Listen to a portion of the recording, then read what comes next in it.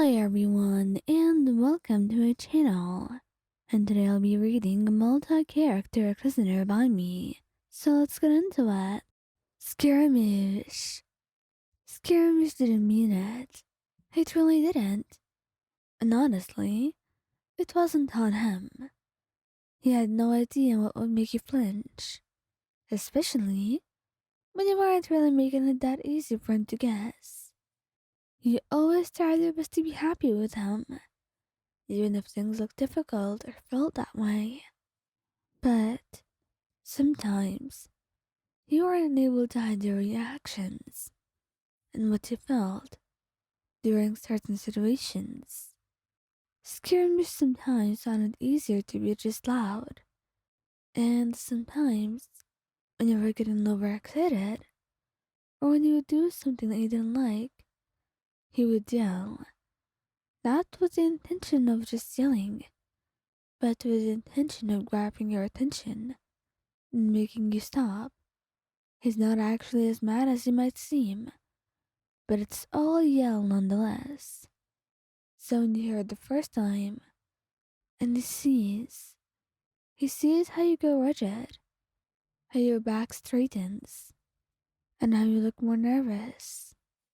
And that's when he knows he truly shouldn't yell around you, because there's no reason for you to feel so afraid just to be right next to him.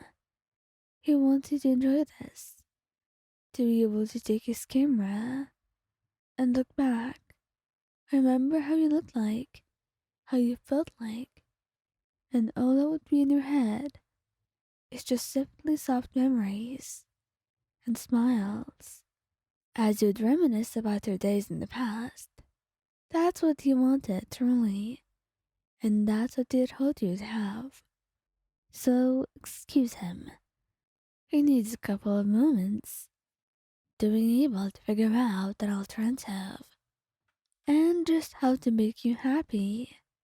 He certainly tells you that he's sorry though for making you so jumpy and explains his own situation since he didn't want you thinking otherwise.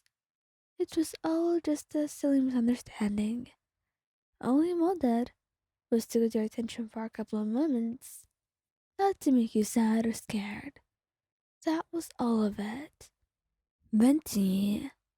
It wasn't really Venti who made you flinch, but rather your environment. See, sometimes you would go out at absurd hours, or you would go out normally, and you would go into the crowded streets. The two of you, staying well into the night, as Vinci loved entertaining others, playing his instruments and singing, seeing how they react. It always felt extremely pleasing to his soul, and you weren't going to lie. You would wake up with him making that show right in front of you, and it was always endearing to watch. He was amazing at what he did, always able to bring a smile to people's faces. So, you were happy to watch him, even if sometimes you would get a little bit salty or jealous. That's until you heard the street fight, and more people being loud about it as they talked. Soon enough, the noise got to you, and you started feeling nervous, like you're about to panic. And all of a sudden, Venti left the crowds and went over to you, wrapping his arms around you, taking you into them. He noticed how they reacted, and how you were reacting as well. And even though they were quite upset that you ended the show so early, it was fine, at least in his eyes. Because right now, you are 100 more times more important. So even if the crowds are upset with him, or they decide not to come on his next show, it's their loss, not yours. He won't let them get to you or him, because as long as he had you, he was convinced that he had everything he needed in the world right there in his hands. Xiao. actually had no idea how scary you could be sometimes, without even meaning to.